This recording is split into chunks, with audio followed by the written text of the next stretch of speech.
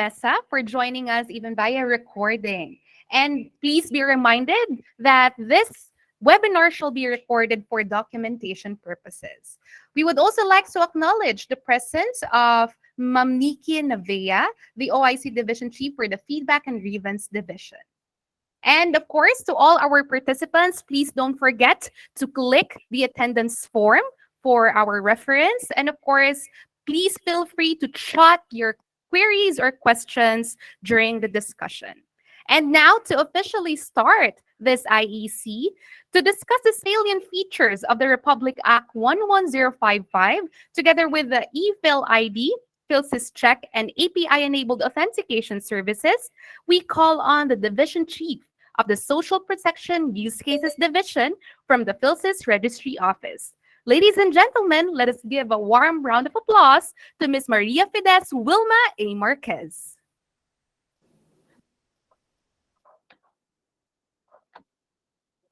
Hi, magandang umaga po sa lahat. Assistant Secretary Arnel de Mesa, Director Honorio Flamenio, Executive Director Gerdy Saludo, officials and staff from the Department of Agriculture and the Philippine Statistics Authority. Again po, maraming salamat po sa inyong pagpapaunlak po sa aming invitation para makondak po itong information and education campaign, specifically on the salient features of the RA 11055, the PhilID and ePhil ID, the API-enabled authentication services. Magandang umaga po. May presentation po includes nga po yung mga nabanggit ko, the salient features of the Republic Act 11055, the PhilID and ePhil ID, the PhilSys Check, and the PhilSys API-enabled authentication services. Bago po ang lahat, gusto ko pong masabi kung bakit ito namin kinokondak, itong IEC na to, dahil meron po tayong in-point social economic agenda for the near term, kung saan po yung PhilSys po ay na-cite sa number 7, strengthen social protection, and number 8, and enhancing bureaucratic efficiency, kung saan po ang PhilSys po will expedite adoption of the PhilSys will facilitate digital transformation of social protection systems to allow for more efficient, targeted, and equitable delivery of social protection programs. At for the number 8 point agenda, yung enhanced bureaucratic efficiency is to facilitate the transformation and digitalization of government processes, records, and databases, and ensure full functionality with the PhilSys. So the APO is one of the priority agencies identified po na ma-ensure po na yung farmers and fisher folks po beneficiaries are registered po in PhilSys.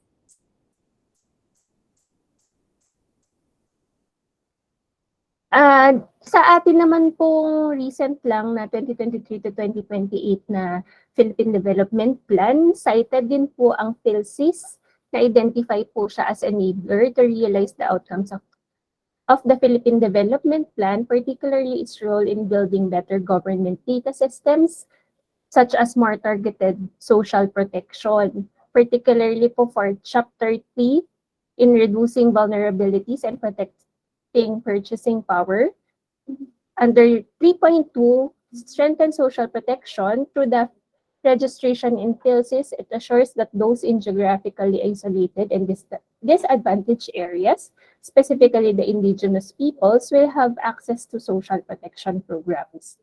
Under Chapter 11 naman po, which is ensuring macroeconomic stability and expanding inclusive and innovative finance, under 11.1, promoting an inclusive, innovative, and healthy financial sector. By accelerating the implementation of the PhilSys, the government will be able to improve access to financial services, including digital services, among previously excluded sectors. I just want to provide din po yung overview of kung paano po na-implement yung national ID sa ibang bansa din. So ito po yung kanilang experiences. Meron pong World Bank study noong 2018 na globally po an estimated 1 billion people po lack a legal identity. And 3.4 billion more naman po na merong ID ay wala it's not digitally enabled po based on a McKinsey Global Institute study in 2019. Ang pagkawala po ng legal identity ng mga tao, ito rin po yung sinasabing people without an ID face a basic barrier to exercise their rights and access services. That's why po yung Sustainable Development Goal natin also targets that by 2030 to provide legal identity for all, including birth registration, para po ma-ensure na yung pong lalo na yung walang mga legal identity will have access po to services.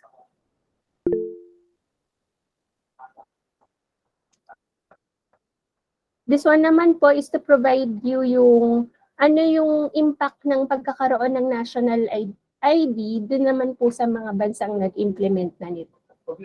So, in India po, financial inclusion jumped from 35% in 2011 to 80% in 2017 after the introduction of the Aadhaar EKYC. So, nagkaroon po sila nung Aadhaar is their national identification number na naka-tie up po sa kanilang bank accounts.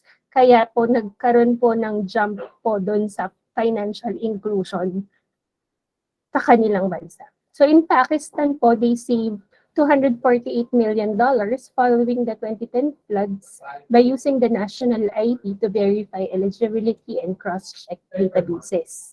Sa Estonia naman po, digital ID enables 99% of government services to be completely online, saving an average resident 5 days a year. Dahil po hindi na kailangan ng mga tao na pumunta physically dun sa kanilang mga government offices, kaya po nakasave sila naman ng time. In Thailand po, they reached 98% health insurance coverage in 3 years using the national ID to find who was not already covered.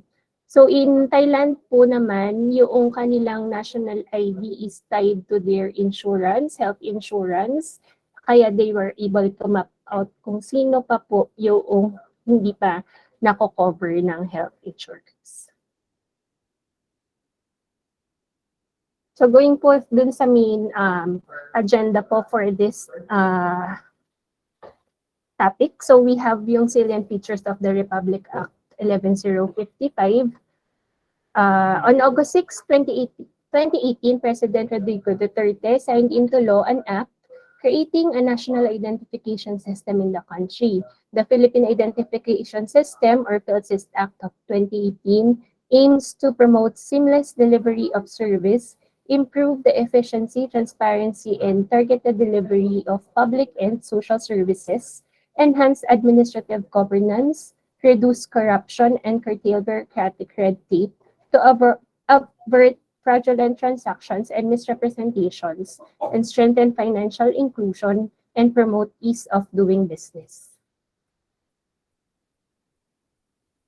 The PhilSys Act shall primarily be established to provide a valid proof of identity for all citizens and resident aliens as a means of simplifying public and private transactions. It aims to eliminate the need to present other forms of identification when transacting with the government and the private sector, subject to appropriate authentication measures based on a biometric identification system.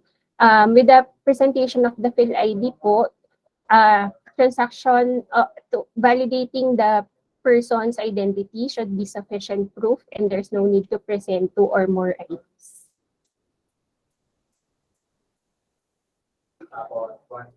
This is to show po kung ano yung once we have registered na sa PhilSys, ano po yung mga data na kinokollect po natin.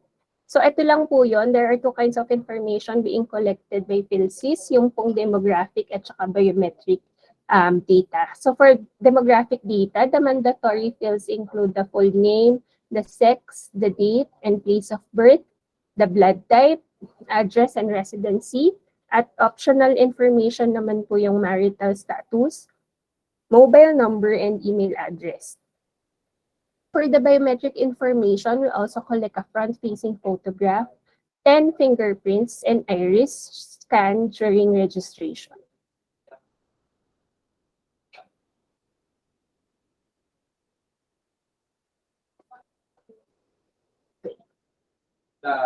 This also to provide you first yung PhilSys process. So bago po natin nare-receive yung ating physical ID, ano po muna yung pinagdadaanan ng ating information bago po ito natin ma-receive in the form of ID. So the PhilSys process starts with the registration. This involves the collection of the demographic and the biometric information and validation using PhilSys accepted supporting documents. Once po na ma-receive, makapag-register po tayo, yung ating data ay transmitted securely to the PhilSys registry. At ito pong data packets natin ay hindi na po ito nabubuksan. Kumbaga securely transmitted po ito. So once the data is already in the PhilSys registry, the biometric information is validated by performing the duplication. Ang ibig sabihin po nun ay yung set po ng data na collect sa isang individual ay kino-compare po siya against all other data collected from the other registrants to ensure po na yung set ng information na yun ay unique doon sa individual. So once po na na-ensure na unique yung record na yun, the next step is to the preparation of the data for validation and preparation. And once established that the individual is unique, he or she will just then be assigned the permanent PhilSys number or PSN. Yung doon pa lang po nagkakaroon yung tao ng na-assign na ng PhilSys number na indication na yung pong record na yan ay unique po yung individual. That's when the data goes through the card production and personalization through our partner, the Bangko Sentral ng Pilipinas. And then the card will then be dispatched through our also partner, the PhilPost. At yung 8 process po natin, it is yung authentication process. So we want po na yung ID na ma-receive natin will also be used for transactions. And we also offer that service po, which is to ensure po yung authentication po noong digital authentication ng ating mga transactions. Under the 11.55 po, Section 14 of the Act, the PhilSys ID or PSN as a proof of identity shall not necessarily be construed as proof of eligibility to avail of certain benefits and services. Yung eligibility po ng availment of services shall be determined based on applicable rules and regulations of the government agency concerned. It is also should not be construed as proof of citizenship.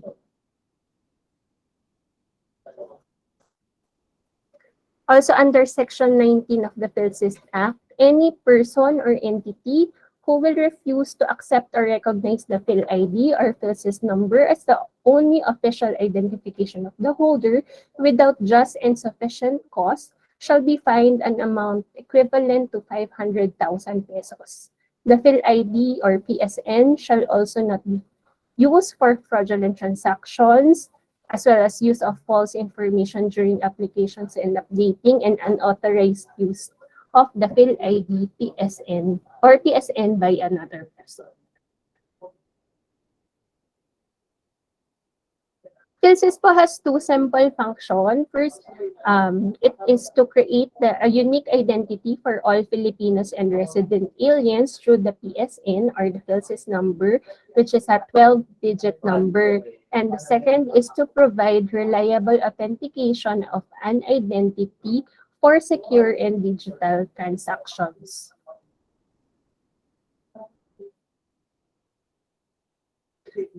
Okay, I'd like to emphasize po itong PSN natin, which is a permanent 12-digit number. So, since ito na po yung ma-assign sa atin na number sa bawat tao, we want to make sure also na hindi po mako-compromise basta-basta itong PSN.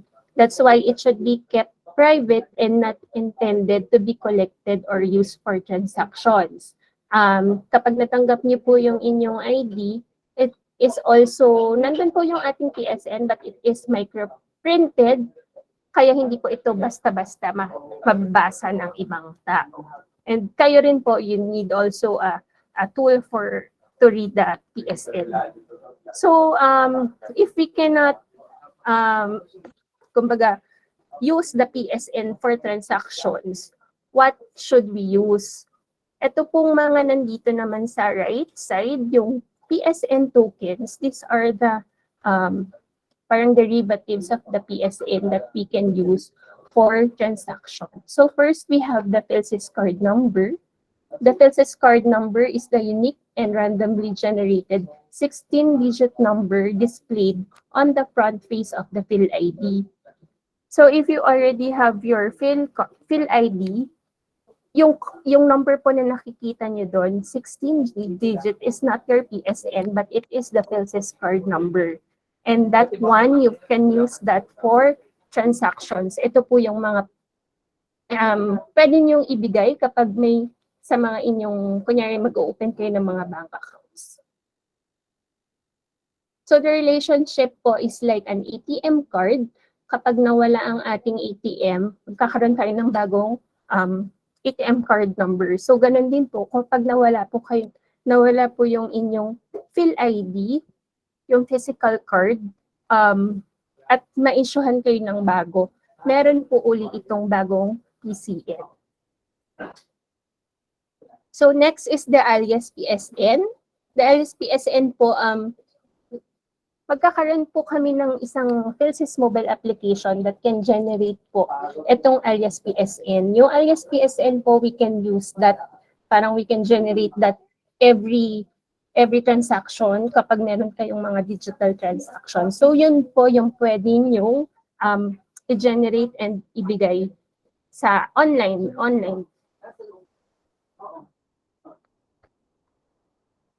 Okay. Then we have the back-end PSN tokens. As mentioned po, the PSN, we cannot save this in our database. So what we can do is para po meron tayong nasa-save sa ating mga database, we can use the back-end tokens. Na-generate po ito once nagkaroon po tayo ng successful authentication ng person. So system na po yung nagbabato, PhilSys Registry ay ibabato po ito sa inyong mga system kung integrated na po kayo sa PhilSys. At yun po yung pwede nyo nang ma-save sa inyong mga database.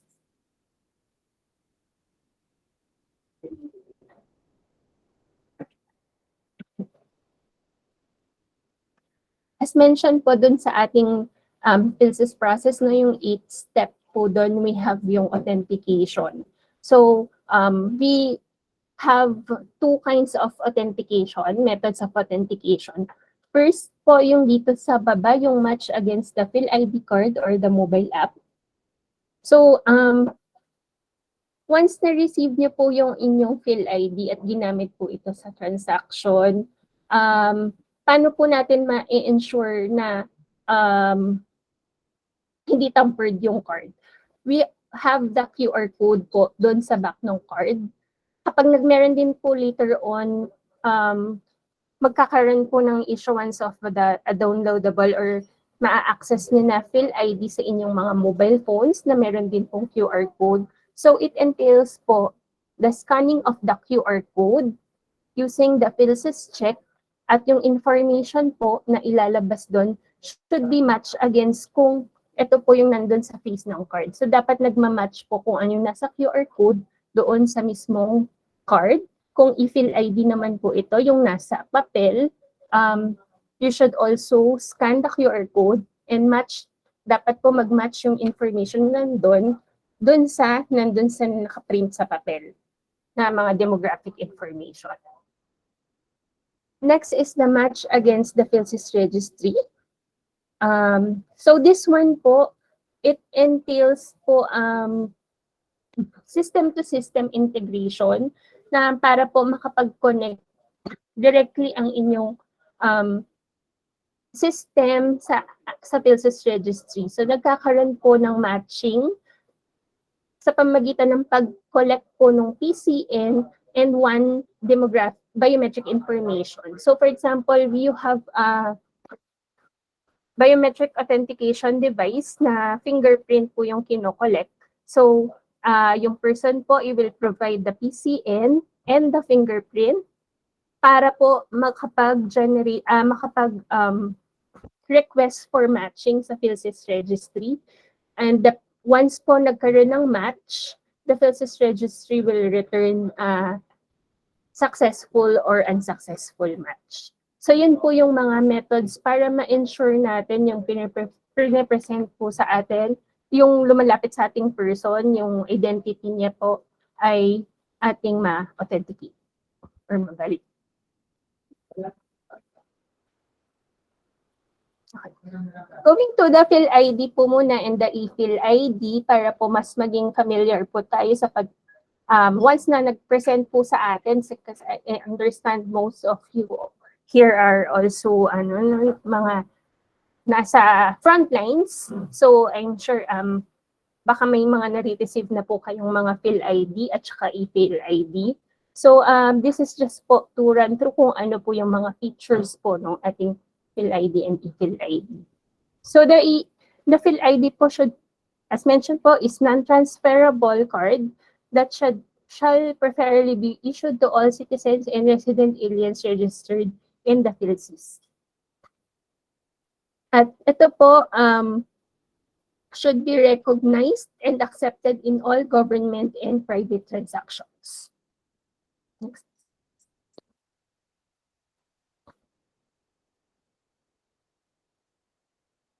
Yung, as mentioned po, yung PhilID contains yung person's identity containing po yung kanyang front-facing photo, yung PCN or PSN token, yung full name, the sex, the date of birth, place of birth, the blood type, the address, marital status po, kung ito ay na-declare nyo during registration.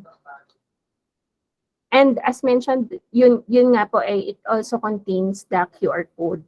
Yung QR code po, once nyo in-scan nyo po ito, also contains yung mga demographic information and yung data on the biometric information collected. In this case po, yung two fingerprint, best captured fingerprint.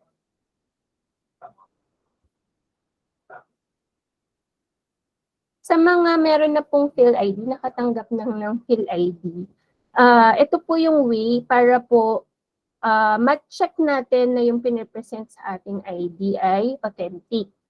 It contains yung pong ating PhilID contains a number of features to protect against counterfeiting and identity theft that make it one of the most advanced IDs in the Philippines today. So in this slide, you will see the overt and the covert features of the card. So one of which are yung pong gilosh design, yung ghost image, yung phantom image, yung color shifting print, microprint. So yun po yung mga features aside po doon sa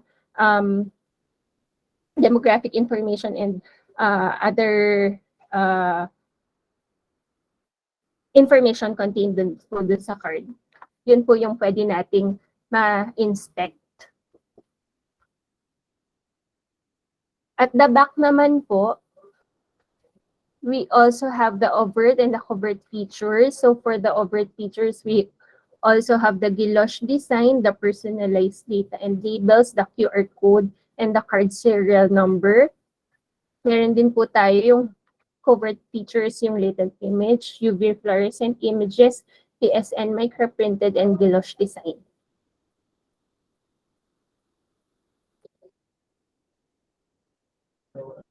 So, yung gilosh design po, makikita natin siya para po siyang kapag in-inspect po closely yung card ay mga linya-linya lang doon sa card, pero it contains po, if viewed closely, should contains small and hidden text, particularly PSA po.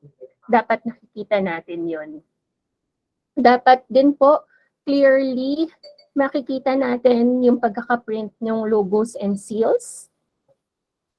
On the personal data naman po, meron po tayong ghost image na dapat is same doon sa front-facing photo na nasa card. Yung ID rin po, kapag tinapat niyo raw sa UV fluorescent light, ay meron din pong mga image po kayo na makikita na ma-expose lang kapag tinapat niyo po sa UV light. May mga holographic security features din po yung mga seals na naka-contain po doon sa card. And this can be validated by tilting po the image from left to right or by rotating in its plane by 90 degrees or 180 degrees. Meron din pong optically variable ink kung saan po yung PHL po na color na pink will turn into green kapag po viewed at a 45-degree angle. Again po, yung ating PSN, ito po ay microprinted po doon sa ating card. So hindi po natin ito agad basta-basta makikita. So we need po a magnifying glass or lens po para makita natin yung PSN. We also have the latent image, which is an array of lines that make up an image or character. A latent image printed at the back of the card reads Phil ID. So ito po yung mga features po na security features ng ating Phil ID that you should expect po once po may nag-present po sa inyo ng Phil ID. So that's one way po to check the authenticity of the card. Again po, yung ating QR code contains also the following information: the PhilSys card number, yung selected demographic information of the registered person, the date of issuance, and the fingerprint information. So, yung nga pong demographic information na kapag once na-scan nyo, dapat po natin itong i-compare doon sa front face ng card kung pareho po.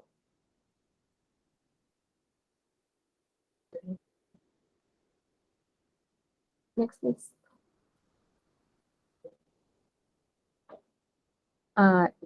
So we always get po yung question why the signature is not included po dun sa ating Phil ID. So the non-inclusion po of a handwritten signature was a deliberate effort decision from the management and aligns with other national ID systems such as in India, Singapore, Malaysia, Thailand, and Vietnam. The reason behind is that it intends to promote greater security in transaction through stronger methods of verification and lower risks of forgery. It aims to incentivize the use of digital technologies and more modern approaches for identity verification and ensure the PhilID remains universally acceptable and usable for all Filipinos. We also have po yung ePhilID. The ePhilID or the PhilSys Digital ID is a proactive strategy of the PSA to enable registrants to take advantage of the benefits of the PhilSys pending the delivery of the PhilID card. So we acknowledge po that most may have not received their cards yet, but meron na po silang na-issuehan na po sila ng PSN. So this is one way po na makapag-access na po, lalo na dun sa mga wala pang ID or wala po talaga silang primary ID na mape-present, na kung meron na po silang ma-issuehan na sila na itong ePhil ID para makapag-access na itong services. So ePhil ID is not a temporary ID. It is the same as the Phil ID card. So continuous pa po rin ang printing namin ng PhilID card, but we also have this e-PhilID. And they should be also be accepted in transactions. The e-PhilID also contains nga po yung QR code, just like in the PhilID. So we also use this for authentication. Ang one feature po nitong e-PhilID QR code, it contains po a front-facing photo of the person. So, ma-ensure po natin na hindi po parang nagkaroon ng, kumbaga, na fake po yung ating printed na ID or pinalitan lang po yung information doon. Kasi once we scan the QR code, dapat po same yung information na nandun at meron din pong front-facing photo na mako-compare kayo doon sa mismong nakaprint po doon sa papel.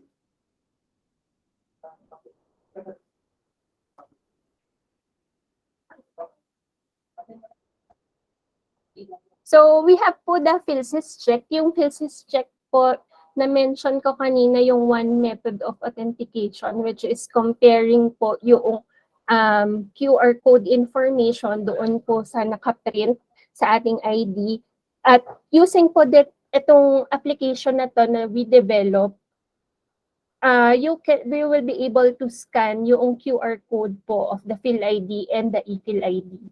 So if you will scan po the ePhilID using an ordinary QR code, hindi nyo po QR code scanner, hindi po ito mababasa. Only the PhilSys check and read po yung QR code ng ePhilID. The PhilSys check po, you can access po yun dun sa verify.philsys.gov.ph, and any Windows computer or Android smartphone po can access po yung ating URL.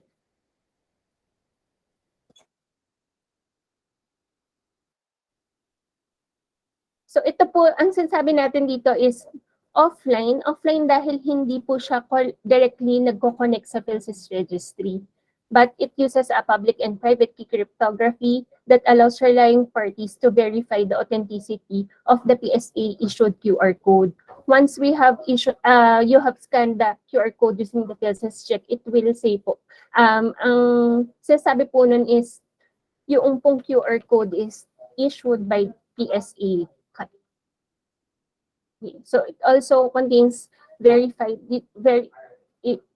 digitally signed demographic data stored in the QR code on the PhilID card or mobile version. Kahit sino po can use already the PhilSys check. Just access nga po the verify.philsys.gov.ph. Hindi na po kailangang magkaroon ng system-to-system integration po for this. So at this point po, you can access it already in your phone cameras or computer. The general rule po for PhilID QR code scanning should, yung quality po ng camera should be 720p or higher.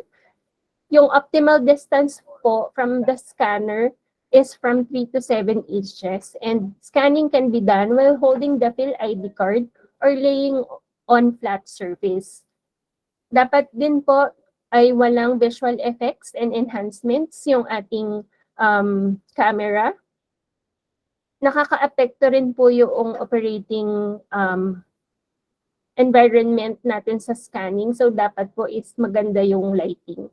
And ensure that all 4 edges of the QR code are captured.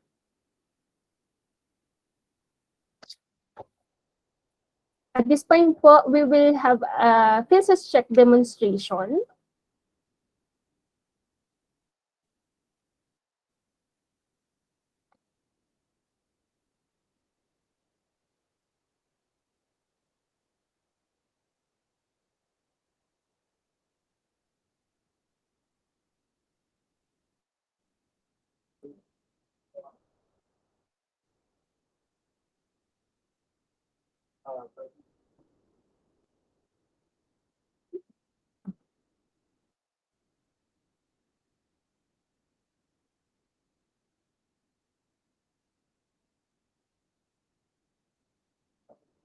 I think my colleagues will share their screen.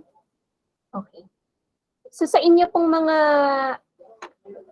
computer, you just type verify.philsys.gov.ph para ma-access yung PhilSys check. Ito po yung pinaka-itsura po, yung landing page po ng PhilSys check. And then you have to click to scan QR code.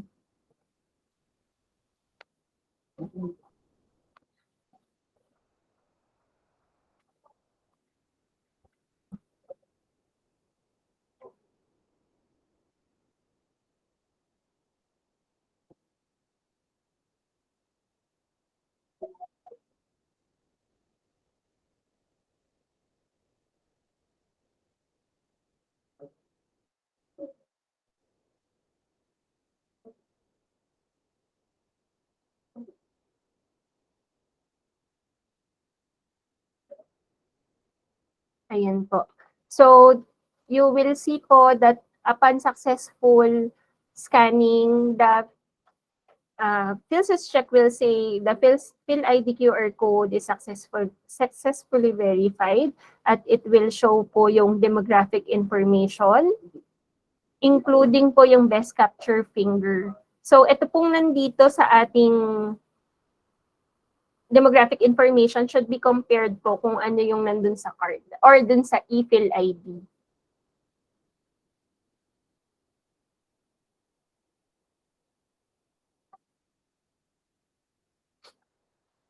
We will use po a dummy for this purpose po of this demonstration. We will just show a dummy card. Kung ano naman po ang ilalabas ng PhilSys check kung hindi po recognize yung QR code. We have yung PhilID has been revoked or is inactive. Once may ma-receive po kayo na ganito sa inyong pag-scan po ng PhilID or ePhilID, just inform us po dun sa info@philsys.gov.ph or the hotline 1388 and to our Facebook page.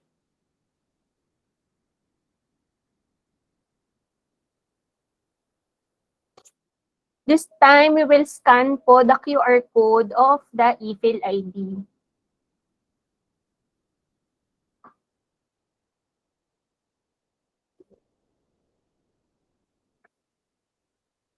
Okay. So, you will also receive the PhilID QR code successfully verified kapag po sure tayo na ang ePhilID ay issued by PSA.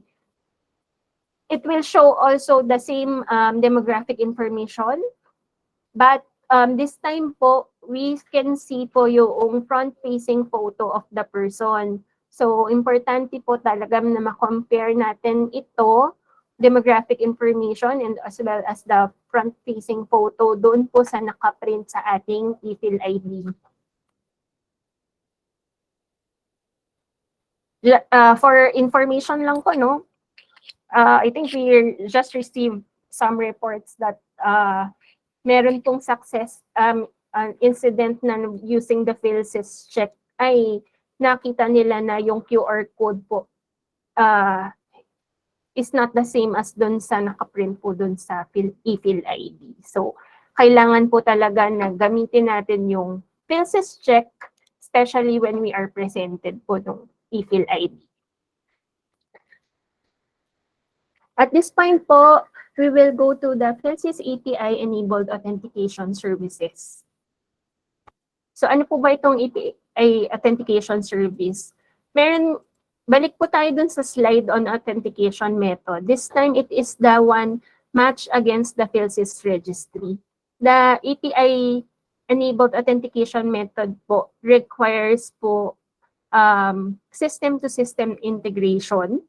So yung, for example, the DA applications or systems will be connected to PhilSys registry through an API at doon po pwede po kayo mag-develop ng sarili niyo pong application to capture yung PCN and the biometric information of the person. And then, yun po yung magse-send ng request to the PhilSys registry para real-time magse-send po ang PhilSys registry ng matching results.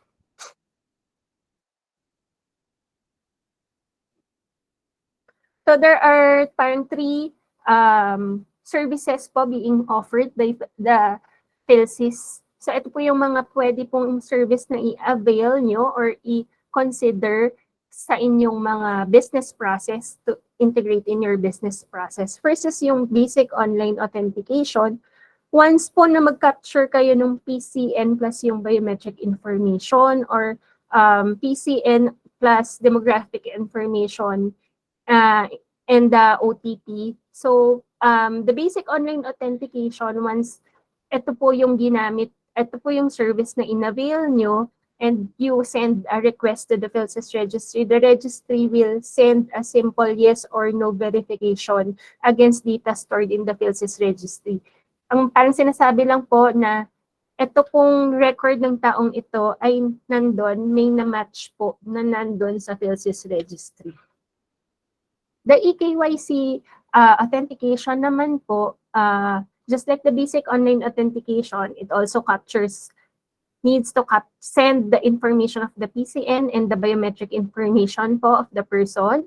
And then once mag-send po ng request to the PhilSys registry for a matching, instead of saying na just a yes match, the PhilSys registry will be sending po a set of demographic information po of the individual. The same information collected during the registration. At ito pong information na to will pre-fill or can pre-fill po yung inyong mga system, yung mga applications po. So hindi na, for example, hindi nyo na kailangang i-type yung name, address, sex, birthday, dahil ito po ay sure po tayo na tama yung information po na masisave nyo. And then next is the token seeding and the token matching service. For the token seeding, as mentioned kanina, we have the PSN token na back-end token. So, once nagkaroon po ng successful authentication, the PhilSys registry will return a token seed that you can save on your respective databases.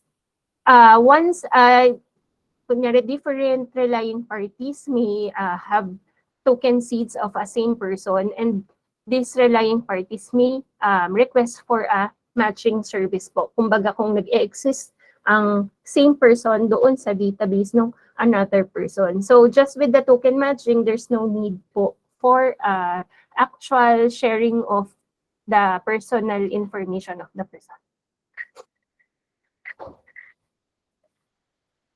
This is to illustrate po kung ano yung binabanggit ko kanina na basic authentication na yes or no response. For example, yung citizen po will go to a bank to open a bank account. So at meron pong application within the bank to capture the PCN and the biometric information of the individual. So in this case, for example, the person will provide her PCN and her fingerprint information. The application within the bank will call for authentication at the PhilSys registry, and the PhilSys registry will return a yes match if successful or no match if not successful doon po sa application ng relying party. For the eKYC service po, same as the basic authentication na procedure, yung bank will need to capture the PCN and the biometric information of the person and calls for authentication at the PhilSys registry. Ang PhilSys registry po will return demographic information and portrait photo of the person. So that way po, we can really compare yung information na nanggaling sa PhilSys registry with that of yung person na nasa harapan natin. And yun pong same demographic information na yon can be saved na po to your databases. For the token seeding service, to illustrate po yung citizen 1 goes to the bank and calls for authentication at meron pong successful na match. So the PhilSys registry will send po a back-end token to the database of the relying party. So in this case, another citizen goes to the bank, then the PhilSys registry will send a token seed for that person. For the token matching service naman po, once ito po, we assume that there's already yung token seed of the citizen 1 dun po sa relying party database, dun sa relying database ng relying party 1. And then that same citizen goes to another relying party, which in this case is also a bank. And nagkaroon din po siya, nagpa-authenticate din po siya doon at successfully ay na-authenticate po yung person. The bank may request for token matching just to check if that person really exists po doon naman sa database ni na relying party 1. So baka meron siyang mga kailangang confirmation. That's why nag-check siya doon sa database ng sa relying party 1. So this one po is another service na yung relying party can avail po. Okay. Actually, that sums up po most of my presentation, but in summary, the PhilSys po again is a foundational platform for unlocking many types of transactions that are necessary in digital transformation. It will allow people, government, and businesses to save time, money, and by enabling presence-less, cashless, and paperless transactions. Most importantly, it supports consumer empowerment because people would have a choice of what data to share and for what purpose. That ends po my presentation. Again, thank you very much. Thank you so much, Ma'am Wilma Marquez, for that presentation. It was really informative to all our participants. For all our attendees, we would like to remind you that we have our chat box for those questions. Yung mga nagtanong po earlier, we will be having an open forum later on. And now to proceed with our next and last topic regarding the order number 162, the MC95, and the PhilSys Implementation Integration Plan, or PIIP. We now welcome and call on the Project Development Officer 3 of the Social Protection Use Cases Division. Ladies and gentlemen, let us welcome Ms. Princess Sarah G. Bersales. Yes, hello, good morning, everyone. So can you hear me? Just to check the sound. Hello? Okay. Okay, thank you po sa mga nag-confirm. So, this will be my presentation. It will be Executive Order number 162 and Memorandum Circular number 95. All of these issuances were released just last year. So, this will be rather brief kasi very straightforward naman ang ating mga issuances. So, for the outline of my presentation, first we'll have the Executive Order number 162. So, I'll just be providing an overview and just the salient features, which is the acceptance of PhilSys components in government transactions and the PhilSys integration in citizens' charters and private sector requirements. And then we'll go to directly sa Memorandum Circular number 95 and the PhilSys integration and implementation plan. So I'll just be discussing sections number 1 to 4 of the said issuance. So next slide. Okay, so for Executive Order number 162, this is entitled Institutionalizing the Acceptance of the Philippine Identification, or the PhilID, or the Philippine Identification System Number, or as earlier discussed, yung ating PSN, as sufficient proof of identity and age in all government and private transactions. So sa EO na to, binanggit lang yung RA 11055 or the PhilSys Act as one of the legal bases na stated in the whereas clauses. So meron tayong section number 2, it was stated in the EO, which established the Philippine Identification System Act. We also have sections number 7 and 12, wherein the PSN shall be honored and accepted as sufficient proof of identity. And also section number 13, wherein it states that the PhilID shall serve as the official government issued identification document for both government and private sector entities. Okay, next slide. Okay. So, sa PhilSys Act, na-mention na doon under Section 13, right, that um, the PhilID should be a sufficient proof of identification. So, here in EO 162, um, medyo ni-reiterate lang niya yun, but then it also calls to mind yung PhilSys components, which was earlier discussed by Ms. Fides. So, for the next slide, ang sinasabi lang, sige, ayan.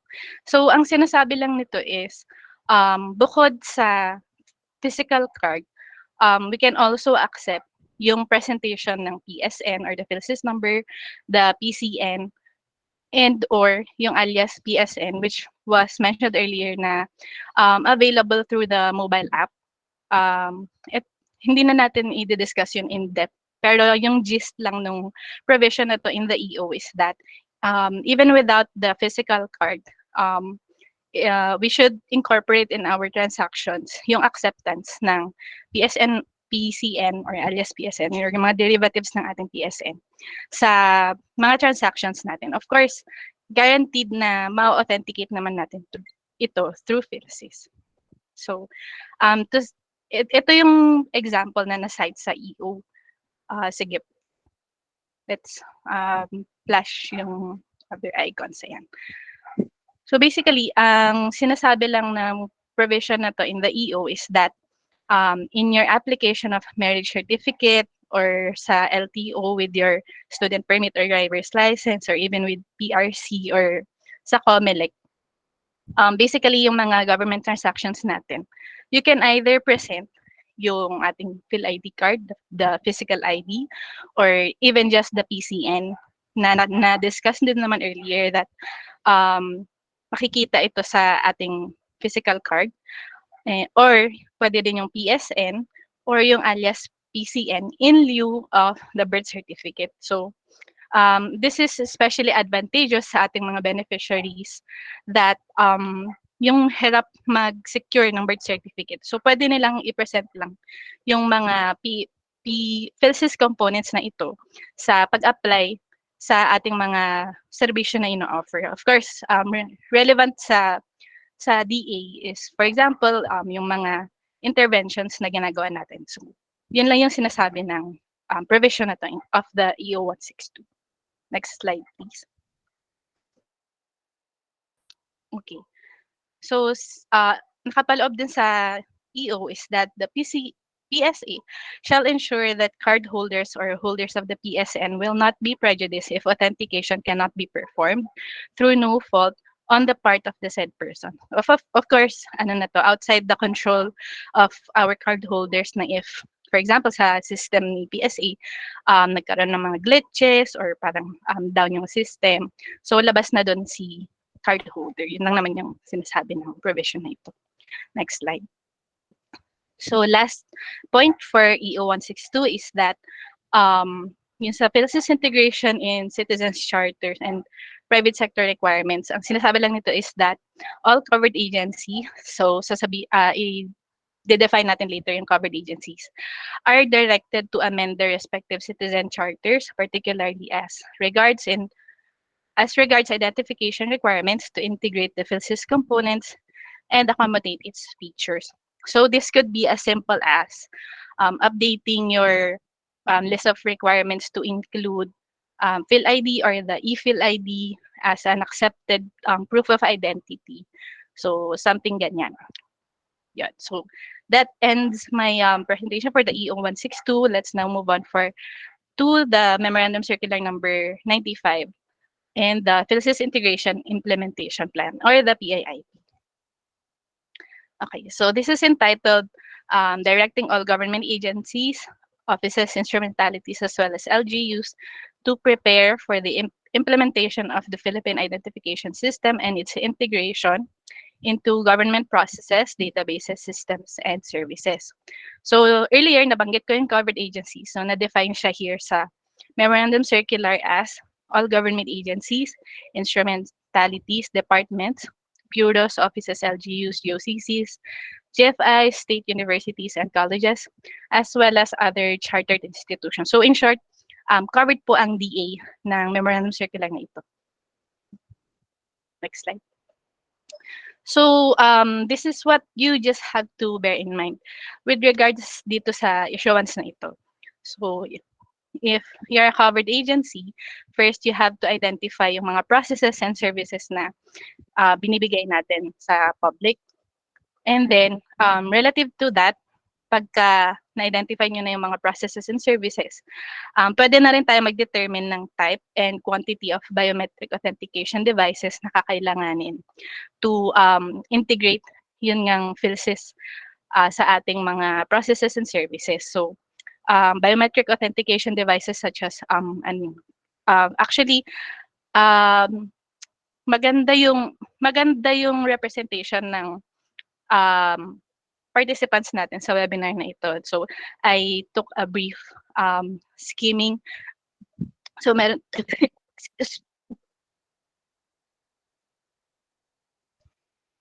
So, meron tayong representative from the planning office and even yung mga IT specialist natin.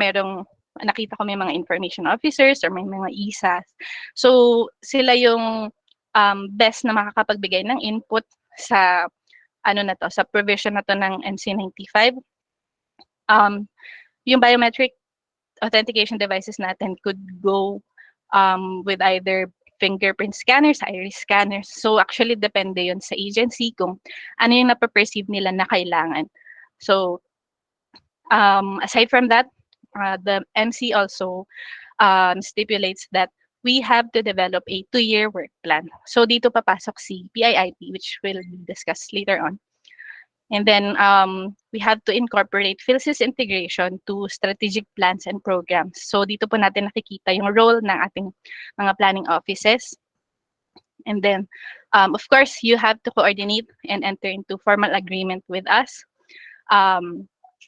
As stated in MC number 95. And of course, PSA is always ready to accommodate naman po yung mga requests na kakailanganin ng agency with regards to integrating with PhilSys.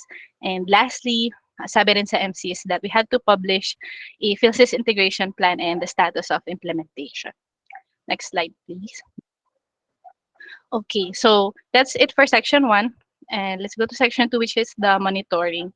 So, kailangan mag-submit ng mga covered agencies ng kanilang PIIP, tama. So, this will undergo monitoring of the PhilSys of the PhilSys Policy and Coordination Council or the PSPCC. So, yung mga submissions, they will have to be checked. Parang ito yung ating monitoring scheme para lang ma-ensure that MC number 95 is napapatupad ng mga ating covered agencies. Okay, section 3. So ito, of course, the PSA will be ready to provide its support through the PhilSys Registry Office sa mga covered agencies as well as private sector sa kanilang planning phase, analysis, integration, piloting, and scaling of use cases. Of course, since alam naman natin na bago lang sa lahat na magkaroon ng isang national identification system, and through the PRO or the PhilSys Registry Office, we will be always ready to provide technical assistance whenever the need arises sa ating mga covered agencies and even the private sector. Kasama rin po yun sa commitment ni PRO, the provision of support and technical assistance.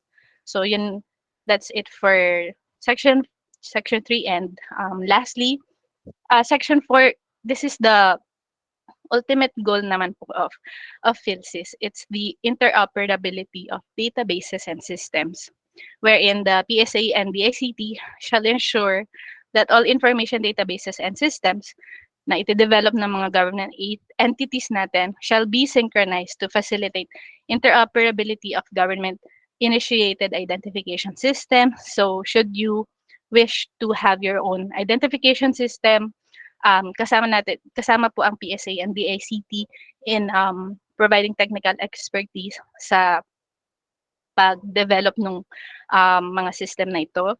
We will also be ensuring efficient and more reliable government transactions, of course, and secure access to information services. Siyempre dahil covered din po tayo ng Data Privacy Act. So the and eventually if interoperable na po yung mga databases natin, we have to still secure yung mga information na napapaloob doon. So that's just for the section number 4. Let's now go to the PhilSys Integration and Implementation Plan, or the PIIP. Okay. So as mentioned earlier, covered agencies need to develop a 2-year work plan. So ito siya, si PIIP yun, and um, initiative ni PSA to develop a template for this. So to facilitate yung submission ng mga agencies. So the PIIP is a 2-year work plan indicating the activities to be covered by the integration initiative. Kasama rin po yung timelines on when the agency plan to fully implement yung integration. Also yung responsible units na this is just to facilitate yung coordination process during the submission. And also, of course, this will also entail budget. So kasama rin yan sa i-accomplish natin using the PIIP template. Okay, next slide. So itong PIIP will not be discussed in depth right now. Gusto lang po natin sabihin na meron naman pong device na template ang PSA which we can provide to the agencies. And we are actually proposing, since na-mention ng ating moderator kanina, that we plan to give out a series of seminar. So isa yung workshop on PIIP sa nakaplan namin for the year na i-provide sa ating mga covered agencies to assist them sa pag-accomplish na itong PIIP. So sa pag-develop ng inyong PIIP, ito lang naman po yung essential na question na need nating sagutin. So is it essential that the client's identity be verified before the service is rendered?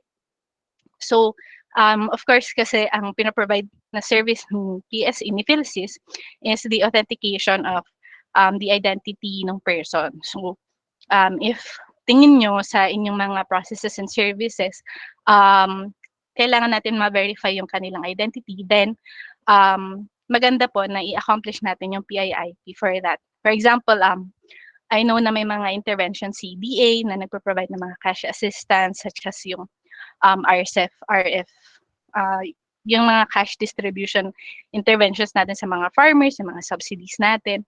So, pwede natin yun i-include sa ating PIIP. So, in the next slide, ito mga ano lang naman siya, mga suggested activities that we can include sa ating PIIP. Next slide, please. Ayan, ito ko. So, these are just sample activities para lang po may idea tayo kung anong magandang ilagay sa ating PIIP. So, if we are in the pre-development phase, it could be as simple as updating yung mga application forms natin to include yung mga PhilSys components. So, of course, isa sa mga major concerns naman ng pag-develop ng ating plan is yung implication sa budget. So, we know that the budget process has already finished. So, kung in the meantime, para lang po may submission si agency, pwede naman nilang i-include yung na kasama sa plano nila mag-update ng application form na accepted na nila ang PCN, or even sa updating ng mga website nila to include the PhilID or the e-PhilID as accepted proof of identity. So, ayan, yun yung mga sample activities natin for those na hindi pa na-factor in yung budget para ma-integrate with PhilSys. So, para naman doon sa mga agencies na somewhat ready na meron na silang na-allocate na budget and approved, pwede na silang in the development phase mag-hire ng consultancy services, for example, since if gusto nilang mag-customize ng system or magpa-develop ng system, authenticate to for the authentication of their clients. So, pwede naman yung mga iyon. And lastly, kung medyo ano si agency medyo advanced na siya in the development phase, pwede na rin silang mag-conduct ng privacy impact assessment or yung pwede rin itong VAPT or yung vulnerability ano na nga to, vulnerability assessment and penetration testing. Or pwede na nilang if the system is already finished, tapos na yung mga revisions and mga debugging and all that, they can go public, they can go live. So, sample activities lang naman po ito. Siguro pwede po natin i-exhaust pa yung mga pwede nating ilagay sa ating PIIP once nakapag-set na tayo ng schedule on the orientation or the workshop for the PIIP. So, given po our limited time, yun lamang po yung nakapaloob sa aking presentation, and I um, thank you for listening and thank you for attending our webinar. So, we will be still here to entertain your questions should they have um, more questions about our presentation. Thank you very much. Thank you so much, Ma'am Sarah Bersales, and of course to Ma'am Fides. And as of this moment, we are already entertaining your questions para po masagot ng ating panel of speakers. So we would like to call on again Ma'am Fides and Ma'am Sarah. And we also have representatives from the Policy and Planning Coordination Division, Sir Jo Martobelin and Ma'am Nikki Navea, I think from the Feedback and Grievance Division. So earlier, meron na pong mga participants na actively nagtanong. We have here a question from Sir Christopher Enaje. Ang kanya pong katanungan, kapag nawala po yung ID, magbabago po ba yung PSN? Ayan. So I think Ma'am Fides can answer the question. Sige po.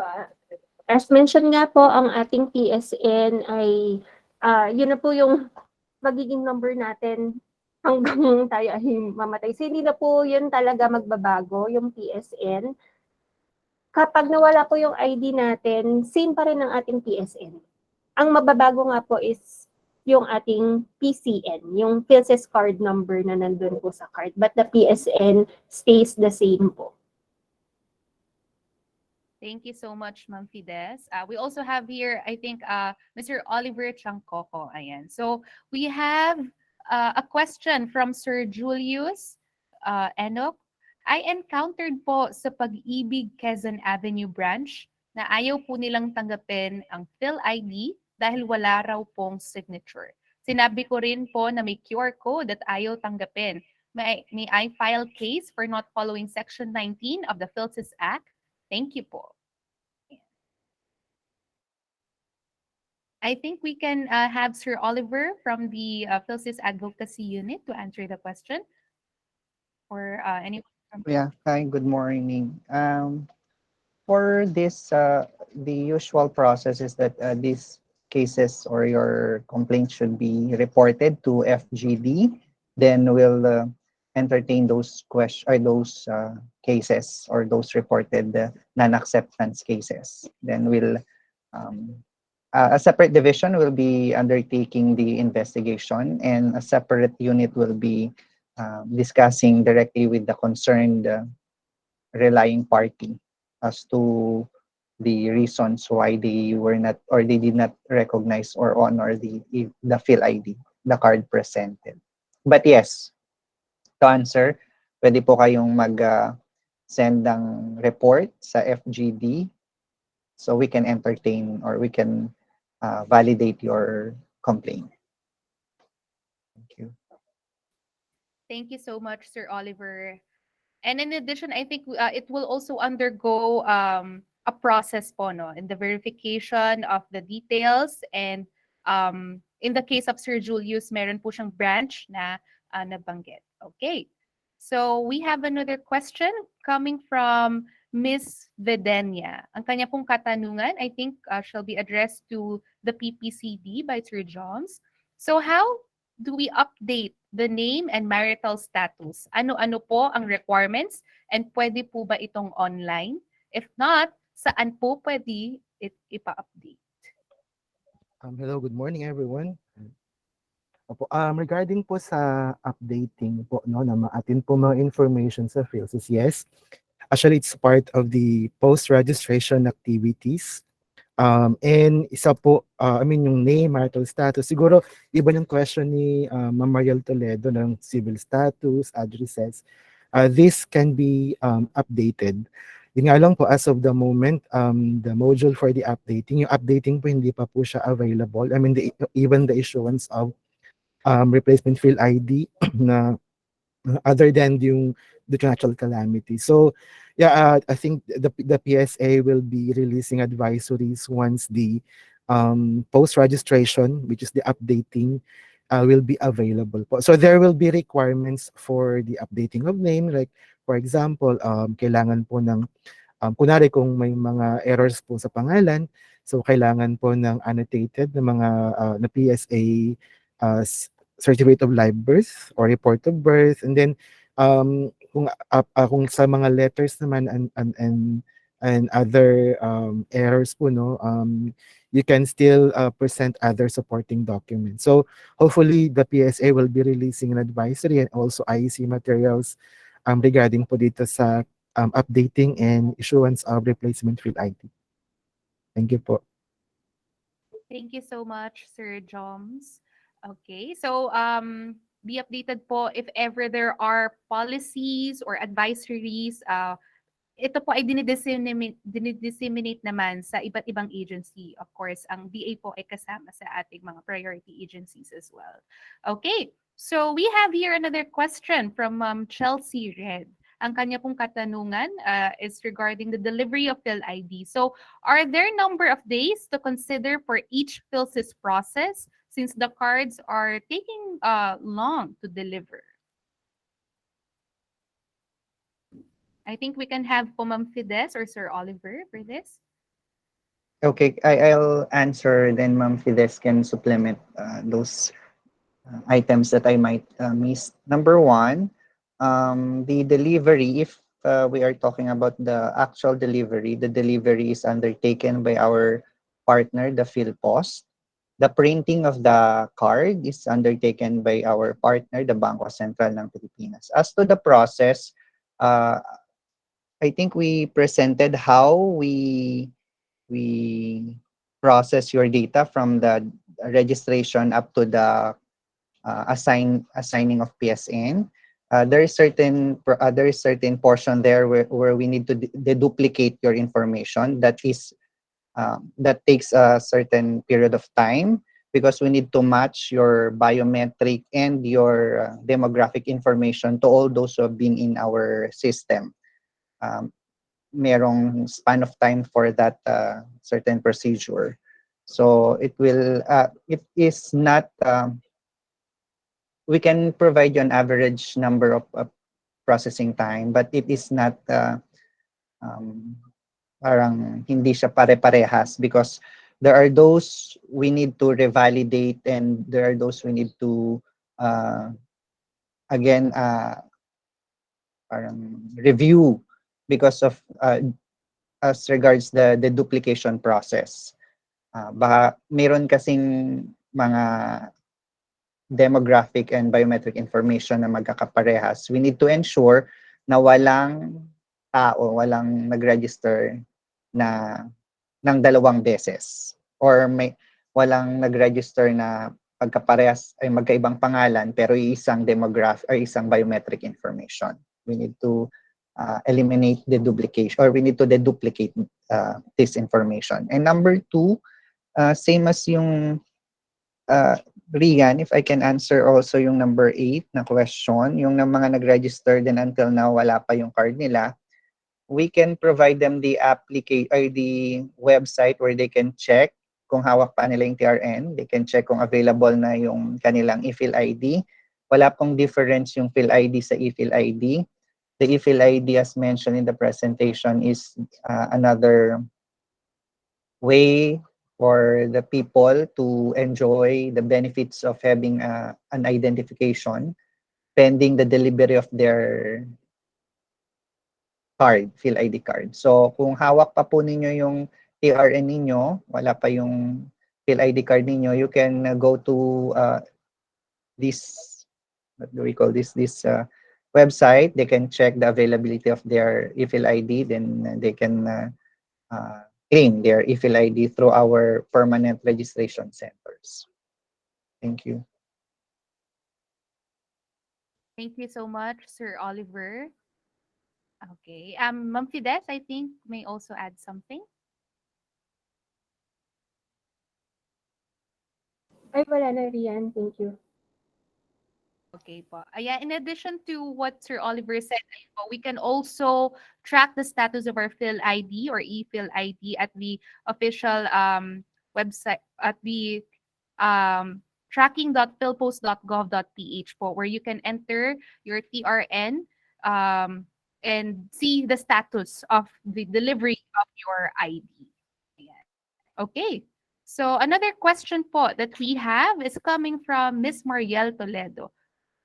Okay. I think same with the updating of the civil status. With Sir Julius, hindi ko lang po na-experience yung hindi pag-accept sa PhilID.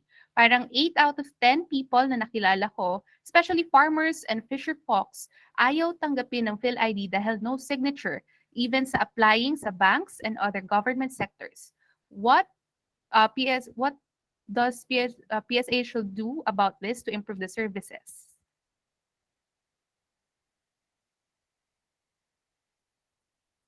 Should I answer that?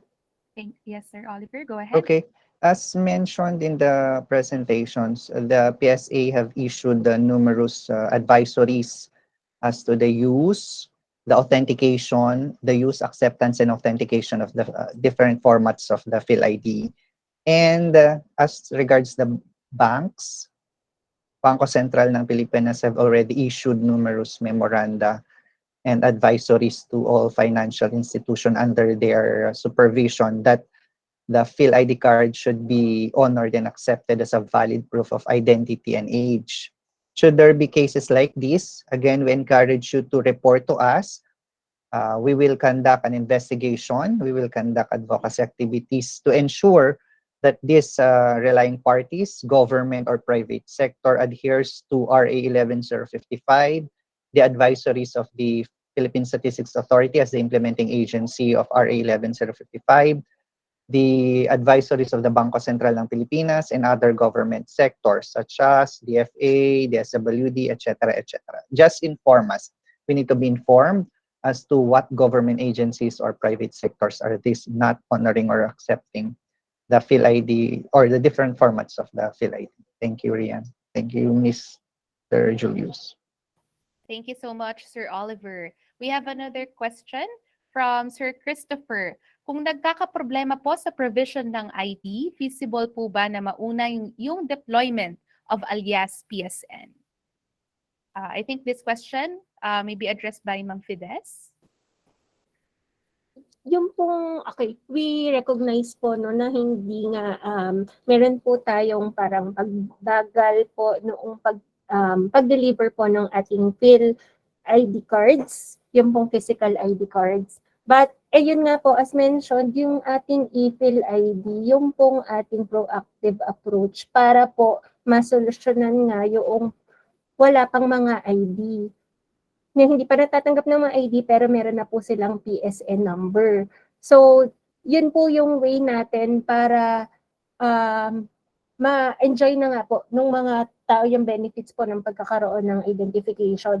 Ang tanong po is yung feasible po ba na maunang deployment of the alias PSN? So, yung e-Phil ID po kasi ay meron po yung PCN. Yun po yung alias parang derivative of the PSN. Yun po yung pwede niyo na pong magamit. Yung sa alias PSN po na generation na through a mobile application ay sa ngayon po ay ongoing pa po yung development ng application po to generate the alias PSN. Pero sa Ano po, ngayon po, basta po meron kayong e-fill ID, meron po yung PCN na at yun po ay token of the PSN. And yun na po ay inyong magagamit. Thank you. Thank you so much. Thank you so much, Ma'am Fides. Ayan. May follow-up question po, I think, from Sir Christopher. Paano daw po yung wala pa pong PSN? Rian, Yes, sir. the PSN is the final stage where we can say that your data went through the duplication and that is ready for your ID is ready for printing. That's the most important factor of the registration, the generation of the PSN. Hence, in the absence of the PSN, we cannot issue the ID or any format of the ID from PSA or from PhilSys. Okay, thank you so much, Sir Oliver. I think we have the last two questions here. Saan po pwede magpa-register ng national ID? For Ma'am Zara Torres, I think we have different PSA registration sites located po nationwide. And here in the Metro Manila, there are also registration centers po that are stationed even in some malls na partner or na may co-location po with the PSA. We also have here a question from Miss Nympha Zabanal. Pwede po bang... Rian, Yes, sorry. go ahead. We can also, if the Department of Agriculture through Mang Fides would want a institutional registration, they can just request through our registration management division with the assistance of Mang Fides. We can establish or we can have an institutional registration. Definitely. Thank you, Sir Oliver. PSA will be glad if that will be possible. Yes. Just to add then, Rian, hello? Yeah. So more than din yung sa institutional registration, mas isa rin talaga na priority natin yung ma-ensure na na-register yung ating mismong farmers, yung ating fisher folks beneficiaries. And so yun po talaga yung wina-workout namin na current engagement namin with the DA is for the regional offices to accommodate, and I think this was also the message of our ASE kanina sa kanyang message, no, na accommodate our collocation activities. So during sa inyong mga beneficiary distribution activities. In that way po, hindi lang po yung institution as in yung mga DA officials and staff po yung yung ma-register natin, kung hindi directly po ma-engage na po natin at ma-register yung ating mas talagang nangangailangan ng mga identification, yung ating mga farmers and fisher folk beneficiaries. So pagdating naman po sa kung sa mga regional offices po is meron kayong mga ganung activity, please po, I think we are coordinating din naman po this one with the central office na to provide us the schedule para po ma-coordinate namin agad sa aming field office din yung schedule ng pagko-collocate. And there, then po, yung mismong mga DA staff can also register na rin po doon. Thank you. Thank you so much, Ma'am Fides. I think we have the last question from Miss Nympha. Ayan, pwede po bang magpapalit ng picture sa PhilID? Ayan. So, as per Sir Joms earlier from the PPCD, PSA is yet to release the policy regarding the updating of the demographics or even the picture po. So, we shall wait for the official advisory regarding the updating. Ayan. Thank you so much po. I think may pahabol po si Miss Mariel. In registering for PhilID, di po ba we need to present valid IDs? Paano naman po yung iba nawala or nawala yung ibang valid ID? I think Ma'am Fides or Sir Oliver can have this. Yeah. Aside from Sir Joms can supplement the answers. Aside from those mentioned, those valid IDs to be presented, we also honor barangay certification and birth certificates, civil registry documents. Sir Joms, did I miss documents? Yes, sir. Actually, in our list of supporting docs po, no, we have more than, I think, 30 identification documents that can be presented during registration. At kung walang-wala po talaga, we still have yung barangay certificate, yeah, that our applicants can get in the barangay and present during registration. So, yun po. Thank you so much, Sir Oliver and Sir John. Ayan po. And I think that's the end for the open forum this morning. So at this moment, we will be indicating the link for our evaluation for today's webinar. So kindly scan or click the link na ilalagay po sa ating chat box. So thank you so much, everyone. But before anything else, while we are also having your evaluation, please be informed that we will be disseminating the presentation materials after the evaluation form. Right now, we would like to request all our attendees to have their cameras on para po sa ating picture take. So may we request everyone to please turn on their cameras.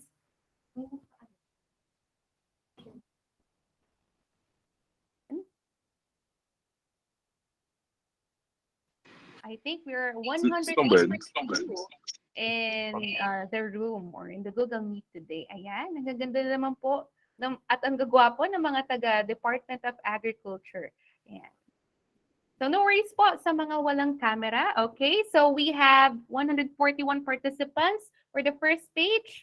We'll now have the picture in 3, 2, 1. Smile. Okay, again for the next stage or next batch. In 3, 2, 1, smile. Ayan po. Medyo marami po tayo. Ayan. For the next batch po, let's smile in 3, 2, 1. Okay, and last but not the least, in 3, 2, 1, smile. Ayan. Thank you so much po for being consistent.